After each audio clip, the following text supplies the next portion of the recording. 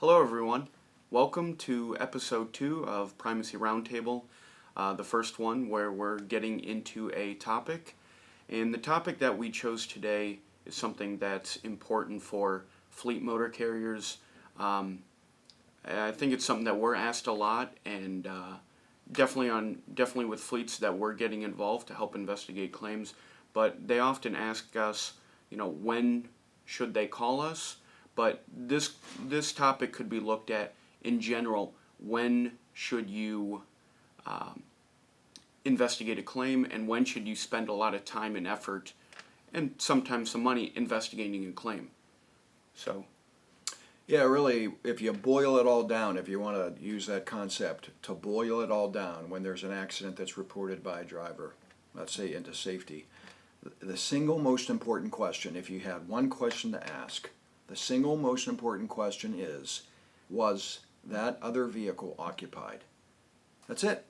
Now, there's a lot of other questions you want to ask, but if you could pick one, if I could pick one, that's the single most important question to ask because, why? because a potential for a BI claim, is where the money is. The potential for a BI claim can explode way more than any car PD or anything like that. Guardrail. Yeah, right. Yeah. So, when one of the topics that we speak about is loss reporting, and the people that take the information from the driver, actually the people not so much as taking information from the driver as they should be managing that driver at the scene. So instead of just simply accepting what they tell you, you need to be asking a lot of questions, including, as we said, the most important question is, was that other vehicle occupied? Or are we sure it was unoccupied? So if it's parked, that doesn't mean it's not occupied. And we've all probably seen scenarios in certain urban settings where the vehicle is parked and then 17 people claim to be in the car at a later date, that kind of thing. Right, So right. there's got to be some verification. The driver can ask the police at the scene, was it occupied, so that that police report, when it documents that the vehicle was unoccupied, then you're home free, and as you said, now we're just dealing with a BI. Mm-hmm. So here's a question for you. Mm-hmm. When the driver calls it in and says, I don't think it was occupied, or it was occupied, and here's the driver's name. The follow-up question would be, putting you on the spot here, what's the follow-up question? The follow-up question, I don't know. Sorry. How many people are in the car? Oh, okay. Sure. And where were they situated? And that's a lot of detail for a driver to get. Yeah. But we've seen scenarios where the claimant who's driving, the person that was driving the claimant vehicle, doesn't want to be behind the wheel. Why? Because they're not supposed to be driving. So to firm that up in minute one, who was driving, and then on top of that, who was seated where. Now, a lot of times the police report will have that, but it gets a little murky.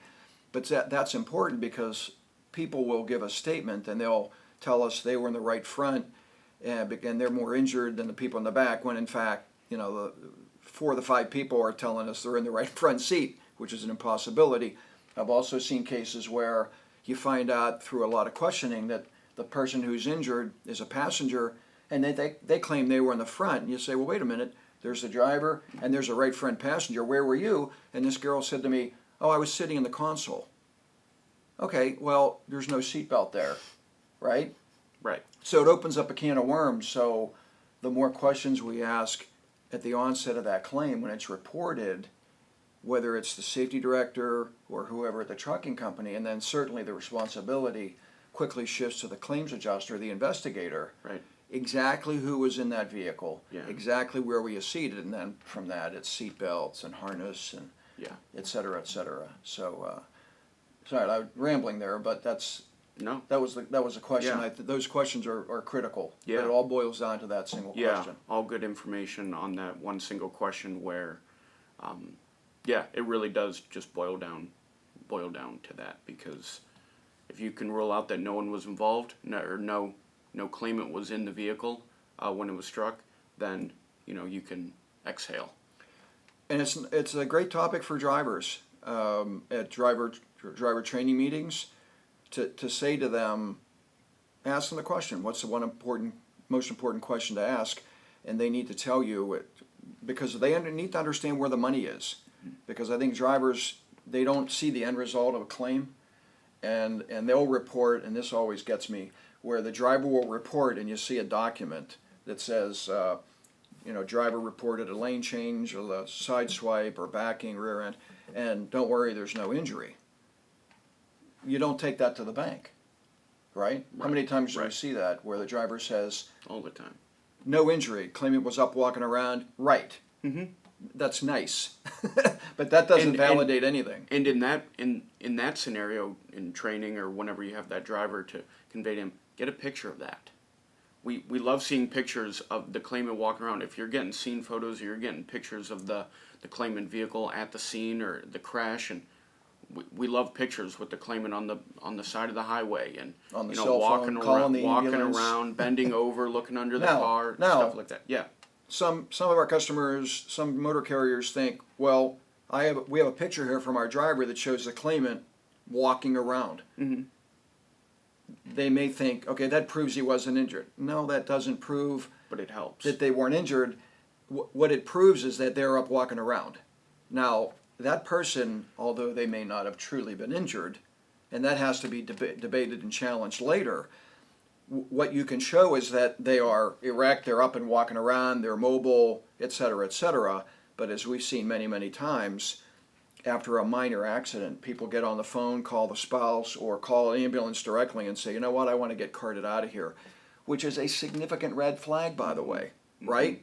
So it's good information to have that early so that you know what direction to take on that case, and to fire up all the tools that you have at your disposal to jump on that case right away, because you kind of know where it's headed. Right. So Absolutely. good. All right. That was episode number 2. Appreciate it. Stand by, and we'll be sending more, and appreciate your time. Yeah, stay tuned. Bryan Libertor. John Libertor. And for those of you that are going to Arkansas later this week for the Arkansas Truck Conference, hosted by Christy Comstock and her firm, we'll see you there. And next month at the TITA Conference in Tampa, we'll see you there as well. In Tampa. Take Great. care. Thank you, everyone.